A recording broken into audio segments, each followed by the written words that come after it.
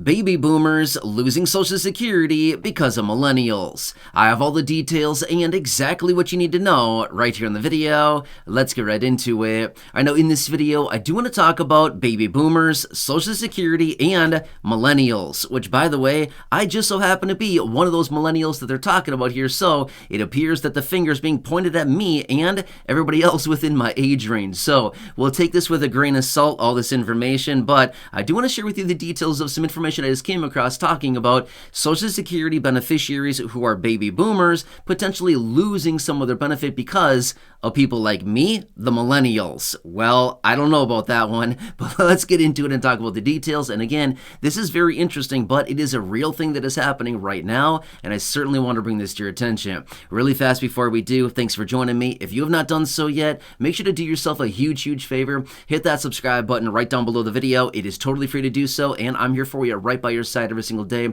watching the latest details, hitting the wire, doing all the research, and breaking it all down into these short videos, as well as advocating on your behalf in any way that I possibly can. Things are changing very rapidly right now, and we know 2024 is all about you, the low-income and fixed-income beneficiaries. I've been saying this for months now, and wait and see, it's all about you. It is going to be a busy year, a lot of things going on, and we all know that they're going to be implementing some changes and reform to these very important programs, and as a result of that, it's going to impact tens of millions of beneficiaries. So again, thanks for being here. I'm here for you every single day, no matter what. That's my promise, and as always, I'm sticking to it. So again, please subscribe down below if you haven't done so yet, and feel free to share this video or any others here on the channel with your friends, family, and social media with the share button right down below the video next to the subscribe button. All right, thanks again. Let's get into it and talk about how I and people like my age could potentially be reducing benefits for Social Security beneficiaries who just so happen to be baby boomers. So this seems a little bit odd, and again, I don't know about this one, right? So obviously, I would be a little bit skeptical because the finger's being pointed directly at all of us saying, wait, we're the culprits behind Social Security beneficiaries losing some of their benefit? Well, let me talk about the details of this. All right, so we've all heard about this Social Security insolvency issue, right? Well, that is out several years from right now. However, let me explain the situation. So get this, it all comes down to workers. Yes, that is literally what it all comes down to. Why? Because remember, workers paying in through Social Security payroll taxes, and that is what funds the trust fund and basically sends that money out to beneficiaries through these payroll taxes. Well, get this. Let me share with you some numbers really fast here, okay? So back in 1950, so what was that, 74 years ago or so? I think that's right on that, right? About 74 years ago, back in 1950, there were 16 workers for every one retiree receiving Social Security benefits, right? 16 workers for one retiree. That is sustainable. That works long term, right? However, get this, in the last 74 years or so, guess what the worker to retiree ratio has gone down to? Well, guess what? It was 16 to 1 back then. It is now 2.7 to 1 right now today, okay? In other words, there are 2.7 workers for every one retiree, okay? Unfortunately, that is not a winning strategy. That does not work, okay? These 2.7 workers do not pay nearly enough Social Security payroll taxes through their paychecks to actually support one Social Security retiree. It just does not work that way, right? We know this. When it comes down to 16 to 1, like we saw back in 1950, that works. That can be sustainable for long periods of time because way more payroll taxes are being collected than what's actually being paid out to the beneficiary. However, right now, 2.7, it's not working, right? So as a result of that, they're also projecting that this 2.7 is actually going to be falling down to 2.3 within the next 10 or so years. Again, making it even harder and harder for all of these basically beneficiaries to continue getting all of their monthly benefits because there's not enough workers supporting each retiree, okay? So this is the situation that's going on right now. Now, obviously, it's not all completely the fault of millennials, but there's a lot of other younger generations as well. Just saying, because I'm a millennial, I don't want to sit here and take all the blame for this, but I'm just simply saying, this is the result of everything going on. So Why would this be happening? What is the situation here, and why are there so few workers per retiree? It's a couple different situations here, okay?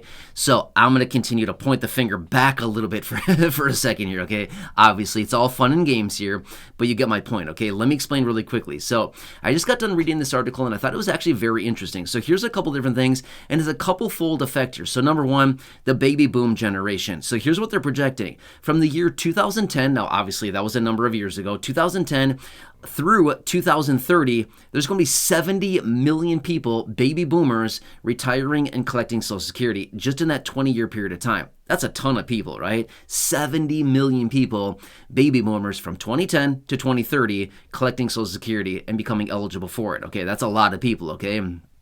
Now, so that is one thing. So a major influx of beneficiaries drawing on Social Security benefits.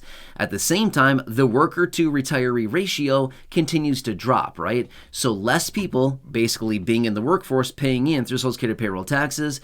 And as a result of that, less money going into the trust fund and less money being available for the retirees to get on their benefit, right? So that is a couple different reasons there. Now next, life expectancies, okay? They literally pointed this out right there in the article, and they continue to say, hey, we're living longer. Well, yeah, we sure are right now, and that's a good thing, right? We don't want to sit here and be like, dang, we're living longer these days. That means Social Security is in financial issues. No, you know what I mean? We want to live longer. At the end of the day, that is the biggest thing that we all want to strive for, right? Is we want to live longer. Hey, if Social Security has financial issues, then guess what? They need to figure it out, right? That's kind of the situation that's going on right now. Just because we're living longer doesn't mean we need to be punished because of that. We should be rewarded. That's a great feat right there, right? That's a great thing that many people should be very proud of, right? So as a result of that, they're saying these are the different situations that are going on. Huge numbers of baby boomers, 70 million people retiring in 20 years. We're also seeing less workers out there supporting these retirees. And then, of course, we're living longer, which is putting more strain on Social Security because people are drawing on these benefits longer and longer into their retirement. Again, I feel like all this is a good thing. What's wrong with this? I don't know. I don't see a problem with this picture except for the fact that there's less money coming into Social Security, okay? Now, again, this is just a numbers game, okay? Now, here's the thing. It's just like everything else. There's just numbers, okay? Simple math can figure this out, okay? Any mathematician could get this done, and anybody that understands basic math can figure this out. All it is an income issue and an expense issue, okay? It's just like running any business, okay?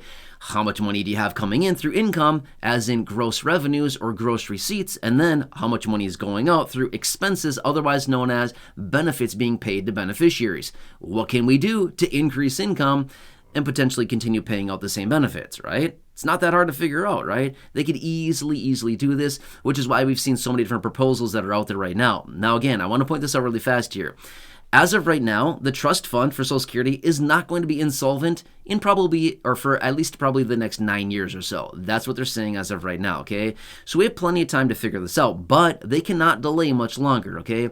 We know that. The savings account, otherwise known as the trust fund, is slowly depleting, right? It's like a boat taking on water, and you got to start bailing a little faster than the water's coming in, right? Kind of the same situation here, but they're not bailing faster than the water's coming in. So as a result of that, the trust fund is slowly depleting. It's slowly going down, right? So they need to figure out a solution here, but bringing more people into the workforce, unfortunately, is probably not the solution. Reason I say that is because they've already gone from 16 to 1 in 1950 down to 2.7 to 1 today, and it's likely going to go down to 2.7 to 1 within the, 2.3 to 1 within the next 10 years or so. Okay, so bringing more workers into the workforce is not the solution. We can obviously see that's not working. So I don't know, maybe we should figure out another solution here to figure out how we can continue to pay out all of these promised beneficiaries their monthly benefits that they've been promised, and that these benefits are supposed to be going out to the beneficiaries without any cuts. So that's what I'm saying, right? But if they do nothing, then guess what? Benefits will be cut by about 23% as of right now. That's the latest consensus, but it could be adjusting as we get closer and closer to that insolvency date. But interesting article. Want to bring it to your attention. We're here really quickly in this video. I thought it to be pretty fascinating, and I don't know. interesting. A lot of interesting numbers here.